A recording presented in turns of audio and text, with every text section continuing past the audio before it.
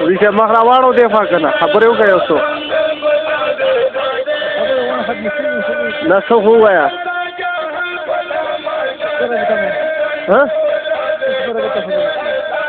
څنګه کې د قومندان نه تپوسونه وکړه د مسافر نه تپوسونه وکړه وکړه تپوسونه نه خبر کېږي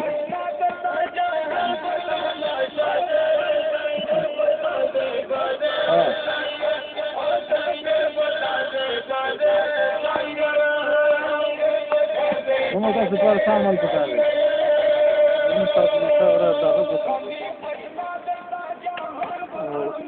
زړه کې تقوا او جرأت پکاره چې نن وکړي اول نه خبره په عقیده او په ایماندارۍ پکاره ایمانداري کې پیدا شي او تقوا پیدا شي هغه ټول څه او تقوا نه ما شو اخواته او موږ سره هغه عمل پکار چې الله او رسول په اړه کړی کیږي نه مخکې چې کوم ریکارډینګ شوی نه یې سیو شوی ښه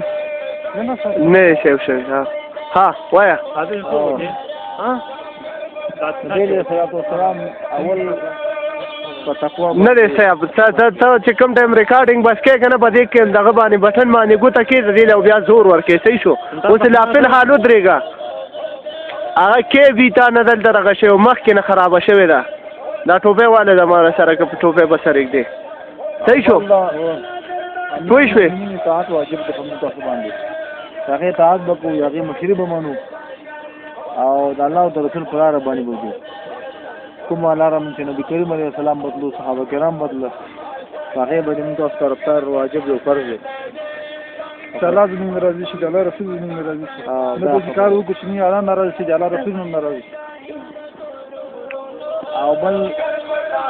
پیغمبر رسول صحابي پوښتنه وکړه وایي چې مؤمن بخیل کېدی شي وایي چې او کله بخیل کېدی هم شي یعنې معنا دا چې پیسې ورسره شته مال ورسره شته کار ورسره شته خو زړه پې ونه شي بیا دا پوښتنه ورنه وشوه چې مؤمن بزدله کېدلی شي چې او مؤمن بزدله کېدی هم شي کله کله د زړه وخېږي یو پروګرام نه په شا شي عمل نه یو کار نه جهاد جنګ نه بل کار کې داسې وي زړهوتو پرېږدي کمزورتۍ اختیار کړي مخې ته ورشه بله پوښتنه دا وشوه آیا پیغمبر علیه السلام ته وي دله ورکه ته بس هخوا ورشه چې مؤمن دروغجن کېدلی شي او که نه غټه خبر دا ده نبی علیه الصلاة والسلام وي چې مؤمن دروغجن نه شي کېدی څوک چې مؤمن وي هغه به دروغ نه وایي غټ نصیحت زموږ تاسو دپاره دا ده د ټولو مسلمانانو دپاره خصوصا بیا د مجاهدینو دپاره چې موږ به دروغ نه وایو الله په لاره کې مسلمانانو ته ملګرو ته ځکه دروغجن سړی چې دی که نه هغه د هغې همدا سزا باسته چې څوک د هغې خبره بیا نه اوري دا خبره په ځان کې عملي کوو ول به زه دروغ نه وایم او یو څو ځان دروغ په کار دي چې هغه سړي خو هغه ټیم غواړي یو سړی په جهاد کې په دې خاطر ویلی شي چې مجاهدینو قوت پیدا کړي په هغې باندې رعب او دهشت او تاثیر اضافه شي او یو د دوو مسلمانانو په مابین کې صلح کول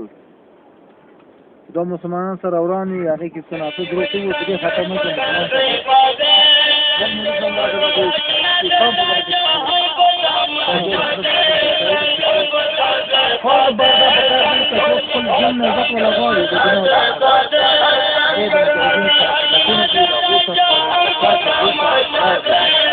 کومه لار چې مجاهدین په هغې لار باندې به چې د قوم خلک لاړ شي دا ګل محمد استاد بکار دا دې سره د مجاهدین سره پوره همکاري وکړي نرغوندې سره کوو جهاد به هم کوي نرغوندې سره په مال باندې به هم کوي په سر باندې به هم کوي بالکل دې دپاره پکار ده ما دپاره پکار دې دپاره د ټولو مجاهدینو دپاره پکار دي بالکل مال و سر نه به تېرېږو الله په ګوی قرآن کې جاهدوا باموالکم وانفسکم جهاد په مال هم وکړئ او په نفسونو باندې هم وکړئ مال مصرف کا او سر پکې قربان کا دا خبره پکار ده ٹھیک ده که نه په دې به عمل کوو او بل صاحبه مهربان دا ده چې موږ دغه ملک له اوس راشه دی خو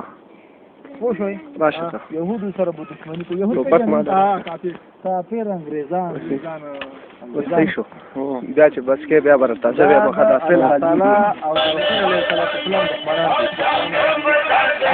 دي آفرین د خدای دښمن هم دی د رسول الله دښمن هم دی د قرآن پاک دښمن هم دی زمونږ د حیا او د ناموس دښمن هم دی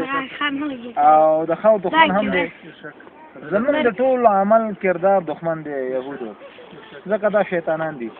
او شیطان کله هم د مسلمان سره اړیکې نه نیسي او دعا وکړو پنځه وخته مانځه چې الله به موږ د ګمراهۍ او د شیطان د لارې نه وساتي الله امين الله امين ٹھیک ده که نه او نور شخص په سره ګوته وباسه که نه چې داسې وایي پاینده کې دا شخص به نه کارې شخص به نه کارې دغه ښه شی نه دی څه خو نه ده خو څنګه چل کوي وړ خلکو باندې چرچان کړه دا یقیني خبره ده کومه چر څو قسم که خدای پاک دا یو لنډ څوک بس څو منټه بس